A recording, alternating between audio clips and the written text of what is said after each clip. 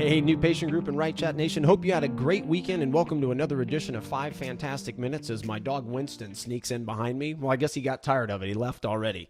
He got sick of the message. He didn't want to hear today's 5 Fantastic Minutes. But anyway, hope you guys had a great weekend and let's get the week kicked off right. I'm going to be reading from my notes here because we're now on part 2 of twisted thinking, of just the destructive thought patterns that people get into. And today, of part 2, we're going to be talking about overgeneralization. Now, what is overgeneralization? I'm going to give you I'm going to read from my notes here with some different examples. But really what overgeneralization is how you take one negative event and you let that propel. Maybe you have a bad romantic evening. You go out on a first date. You have a bad romantic evening. And you leave thinking, well, that's just my luck. And then maybe on the way home, a bird poops in your windshield, and that just reconfirms, and you say things like, yep, that's just my luck. Those things just keep happening to me, right? That is overgeneralization. And really, in essence, it's how we take a negative event and we let it portray our thoughts in a bigger picture that really aren't true, right? It's a false perception of reality. I'm going to give you an example. Let's say a patient comes in to your practice, and let's say it's a clear aligner case, let's say it's Invisalign, whatever, and it's a 16-month case, right? And they can start that case, but they really want their payments extended for 22 months, all right?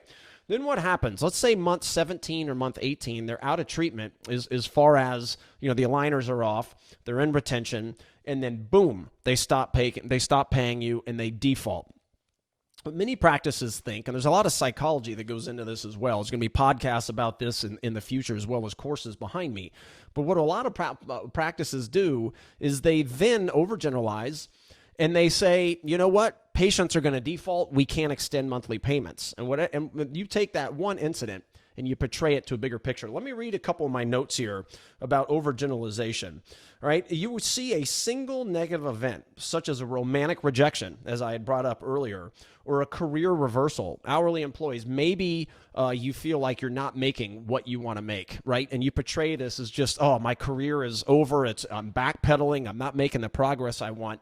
Right? And that thought pattern actually holds you back from other future progress that you may have made. And continuing on here, is you see that career reversal, like I said, is a never-ending pattern of defeat. And that is what we as employees, that is we as leaders, as CEOs, as chief operational officers, as office managers, we have to avoid that thought pattern, all right? Just because just a bad economy and just because your practice may have not had a year in 2022 the way you want it. Maybe you're not making the kind of money you want, hourly employees watching this. Whatever it may be, don't take one negative event and let it portray on the bigger and other things, okay? I hope this made sense. Hope you're enjoying this 10-part series that I talked about. Today was part 2, overgeneralization. Take that tip. Have a great week, and we'll see everybody soon. Bye-bye.